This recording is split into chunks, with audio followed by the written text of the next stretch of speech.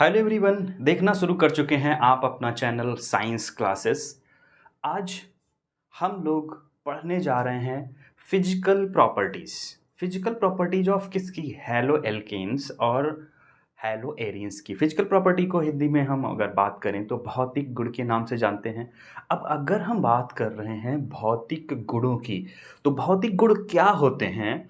जो चीज़ें हमें सराउंडिंग में दिखती हैं, जैसे इसका कलर कैसा होगा, इसका शेप कैसा होगा, साइज कैसा होगा, और ये सॉलिड है, लिक्विड है या गैसियस फेज में पाया जाता है तो इसके फेजेस कैसे होंगे।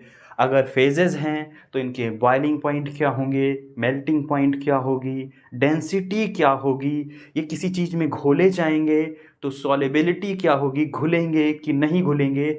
इन सब चीज़ों को हम यहाँ पे इंक्लूड करते हैं किसमें, physical property, that means the भौतिक गुण। इसके बाद हम पढ़ेंगे केमिकल प्रॉपर्टीज, जिसमें बेसिकली हम बात करेंगे कि ये किसी दूसरे केमिकल के साथ कंबाइन करके कैसे रिएक्टिविटी शोन करते हैं या रिएक्शन करते हैं या रासायनिक अभिक्रिया परफॉर्म करते हैं, वो हम आगे पढ़ेंगे। पहले बात करते हैं हम फिजिकल प्रॉपर्टीज की। तो अगर हम यहाँ पे मेंशन कर रहे हैं फिजिकल प्रॉपर्टीज, इसका मतलब क्या है? सबसे पहले हम बात करते हैं इनके कलर्स की। तो अगर हम कलर की बात करेंगे तो कलर एक पर्टिकुलर डिफाइन नहीं किया जा सकता है, क्योंकि हैलो एल्केन और हैलो एरिन की बहुत लंबी सीरीज होगी।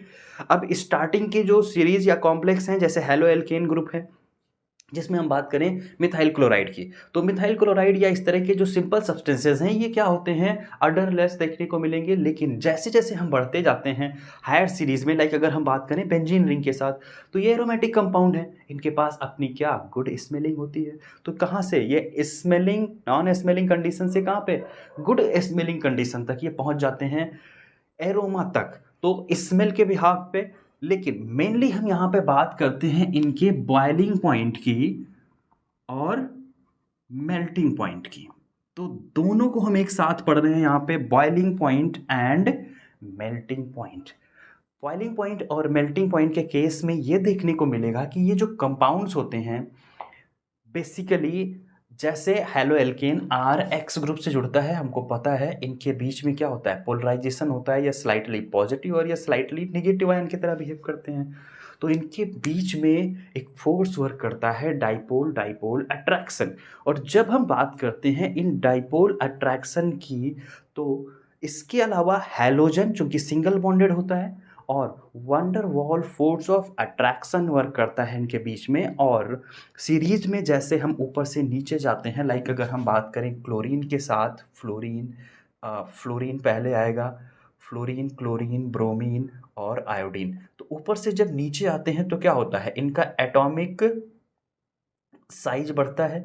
एटॉमिक साइज बढ़ेगा तो क्या, मास भी बढ़ेगा। और जब मास बढ़ता है तो देखने को मिलता है इनका wander wall force of attraction जो होता है वो भी बढ़ता है। और जब बढ़ेगा तो सोचो कि जैसे एक फेज में है सॉलिड, और सॉलिड में उनके पार्टिकल क्या हैं, एक साथ कंपाउंड कॉम्प्लेक्स बने हुए हैं। जब हम गर्म करेंगे तो क्या होगा, मेल्टिंग करना पड़ेगा। मेल्टिंग करने के लिए उनके बॉन्ड टूटेंगे, तो जिसका जितना ज़्यादा बॉन्ड स्ट्रॉन्ग, उतना ही चांसेस देखने को मिलेगा कि उसका बॉइलिंग पॉइंट और मेल्टिंग पॉइंट दोनों में ज़्यादा एनर्जी लगानी पड़ेगी। इसका मतलब हमें ज़्यादा टेम्परेचर प्रोवाइड करना पड़ेगा।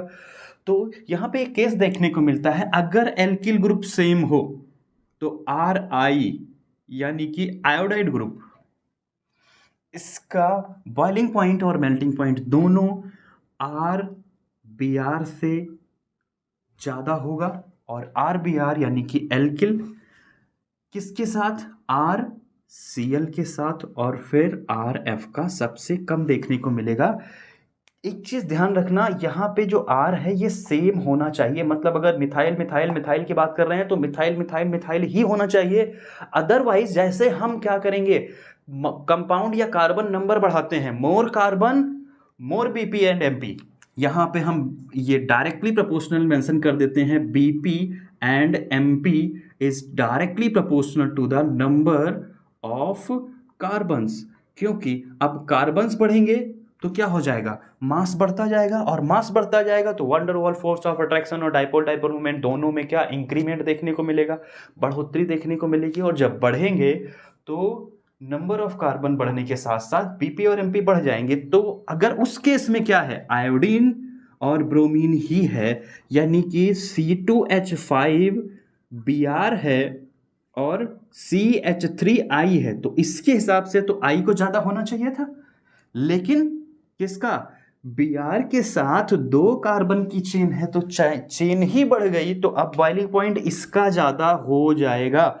ये चीज़ ध्यान रखिएगा। फिर अगर यहीं पे बात करें हम कि ये तो हो गई एक सिंपल सी कार्बन इंक्रीमेंट, अगर यही एक पर्टिकुलर यूनिट कार्बन पे इनकी स्ट्रक्चर हो जाए primary carbon, secondary carbon and tertiary carbon, तो क्या होता है, प्राइमरी कार्बन के बीच में जो डाइपोल अट्रैक्शन हैलोजन ग्रुप से होता है वो थोड़ा दूरी पे होता है। जैसे 4 कार्बन की चेन की अगर हम बात करें, CH3 CH2 CH2 CH2 और Br अटैच कर लेते हैं, या X कोई भी ग्रुप ले लेते हैं, तो ये क्या है, एक नॉर्मल स्ट्रक्चर है। अगर सेकेंडरी स्ट्रक्चर बनाएं तो CH2 CH3 के साथ और CH यहाँ पे Br आ जाएगा और यहाँ पे CH3, इस तरह से कंपाउंड देखने को मिलेंगे। ये सब आपस में क्या है, आइसोमर्स शोन करते हैं। अगर यहीं पे हम एक टर्सरी स्ट्रक्चर की डिटर्मिनेशन करें तो एक कार्बन के साथ इधर CH3, इधर CH3 और इधर Br और इधर भी CH3, तो क्या हुआ, ये भी क्या है, 4 कार्बन की चेन है, ये भी 4 कार्बन की चेन है, ये भी 4 कार्बन की चेन है। तो अब ये प्राइमरी, ये सेकेंडरी और ये टर्सरी स्ट्रक्चर हो गई। अब यहाँ पे अगर हम बात करें तो ये जो ब्रोमीन है ये नियर बाई कार्बन और इस कार्बन के साथ ही सारे बॉन्ड हैं, यानी कि इनके बीच की मॉलिक्यूलर मास तो सेम है, यानी कि इसके हिसाब से डाइपोल डाइपोल अट्रैक्शन क्या होना चाहिए था, सब में बराबर होना चाहिए था, और जो आपका वंडरवॉल फोर्स ऑफ अट्रैक्शन है वो भी बराबर होना चाहिए था। लेकिन ऐसा नहीं होता है। तो जैसे जैसे इनके कंपाउंड्स क्या हो जाते हैं, टूटते जाते हैं, ब्रांच बढ़ती जाती है, इनका बॉइलिंग पॉइंट घटता जाता है। मतलब इसका बॉइलिंग पॉइंट यानी कि प्राइमरी स्ट्रक्चर का बॉइलिंग पॉइंट ज़्यादा होगा सेकेंडरी के, और सेकेंडरी का ज़्यादा होगा किससे, टर्सरी से। तो कभी अगर प्राइमरी, सेकेंडरी और टर्सरी स्ट्रक्चर के रिस्पेक्ट में पूछा जाए तो ये आप मेंशन कर सकते हैं। इसके अलावा अगर यहीं पे बेंजीन रिंग आ जाए तो बेंजीन रिंग, या हम एलिलिक ग्रुप की बात करें, मतलब एलिलिक ग्रुप है, एलिलिक या बेंजाइलिक ग्रुप, बेंजाइलिक ग्रुप, तो यहाँ पे हाइब्रिडाइजेशन कैसा देखने को मिलेगा, sp2 हाइब्रिडाइजेशन देखने को मिलेगा। यानी कि अगर हम बात करें तो डबल बॉन्ड कार्बन हो गया, डबल बॉन्ड कार्बन में क्या हो गया, अट्रैक्शन ज़्यादा होगा, तो प्राइमरी के कंपैरिजन में इसमें क्या बॉइलिंग पॉइंट या मेल्टिंग पॉइंट ज़्यादा होगा। लेकिन यहाँ पे एक केस आता है डाई हैलोजन, नॉर्मल हैलोजन के केस में तो यही रहेगा, फॉलोअप होगा IBrCl के रेस्पेक्ट में अगर होगा, एक ही ग्रुप पे लगे हुए हैं तो, और अगर इनके कंपैरिजन में बेंजीन रिंग आ गई तो उसका ज़्यादा हो जाएगा। लेकिन अगर इनके बीच में डाई हैलोएल्केन ग्रुप लग जाता है, यानी कि डाई हैलोजन ग्रुप लग जाता है, तो डाई हैलोजन ग्रुप के केस में हमारे पास ऑप्शन क्या क्या हो सकते हैं, एक क्लोरीन के साथ कंडीशन आर्थो पे जुड़ सकता है, दूसरी कंडीशन क्या हो सकती है, क्लोरीन के साथ मेटा पोजीशन पे भी क्लोरीन देखने को मिल सकता है, और एक कंडीशन में अगर हम बात करें तो अगला जो डाई हैलोजन ग्रुप है इसमें बेंजीन की रिएक्शन में क्या, यहाँ पे पैरा क्लोरो, तो ये क्या हो गया, पैरा पोजीशन पे जुड़ा हुआ है, ये मेटा पोजीशन पे है और ये आर्थो पोजीशन पे है। तो जो आर्थो वाली पोजीशन होगी और मेटा और पैरा, जब हम बॉइलिंग पॉइंट की बात करते हैं तो बॉइलिंग पॉइंट तीनों में लगभग क्या होता है, सिमिलर होता है। सिमिलर का एट मीन्स जैसे केल्विन में अगर हम बात करें तो इसका अगर 346 है तो इसका 348, 354, इस तरह के बहुत ही माइन्यूट डिफरेंसेस देखने को मिलते हैं। तो ऑलमोस्ट हम सिमिलर बॉइलिंग पॉइंट यहाँ पे देखने को पाते हैं। लेकिन डाई, जब हम हैलो एल्केन्स की बात करते हैं या हैलो एरीन्स की, तो डाई हैलो ग्रुप की अगर हम बात करेंगे तो जैसे ही ये आ जाते हैं तो यहाँ पे हमें देखने को मिलता है मेल्टिंग पॉइंट के केस में स्पेशली मेल्टिंग पॉइंट में जो पैरा पोजीशन होती है ये सबसे ज़्यादा स्टेबलाइज्ड होती है। इसको मेल्ट करने के लिए ज़्यादा टेम्परेचर रिक्वायरमेंट होता है, तो पैरा पोजीशन का मैक्सिमम हो जाता है। उसके बाद क्या, पैरा के बाद मेटा आना चाहिए था। अगर सीक्वेंस वाइज जाएं तो मेटा में नहीं देखने को मिलता है। इसका बॉइलिंग पॉइंट बहुत कम होता है क्योंकि बहुत अनस्टेबलाइज्ड स्ट्रक्चर होती है मेटा। आर्थो का आ जाता है इसके बाद, और फिर आता है हमारे पास क्या, मेटा स्ट्रक्चर। तो ये चीज़ भी ध्यान देना, पोजीशन के हिसाब से हम इनको डिटरमाइन कर सकते हैं, इनकी पोजीशन रीअरेंज होती रहती है।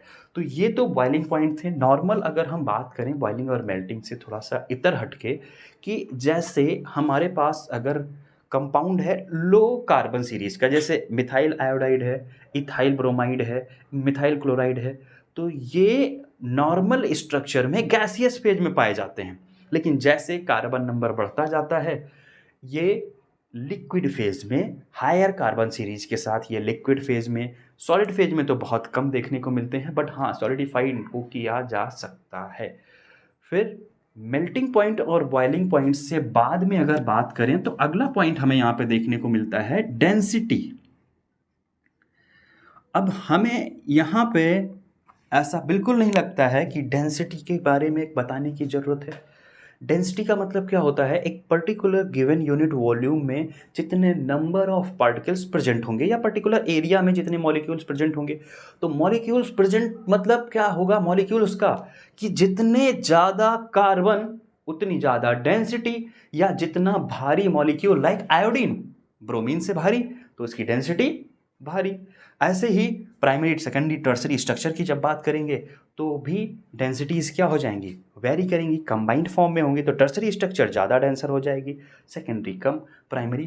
तो डेंसिटी आसानी से डिटरमाइन की जा सकती है। आयोडीन की सबसे ज़्यादा होगी, जितना ज़्यादा भारी एटम उतना ज़्यादा यहाँ पे ये देखने को मिलेगा। फिर अगले पॉइंट की बात करते हैं, सॉल्युबिलिटी।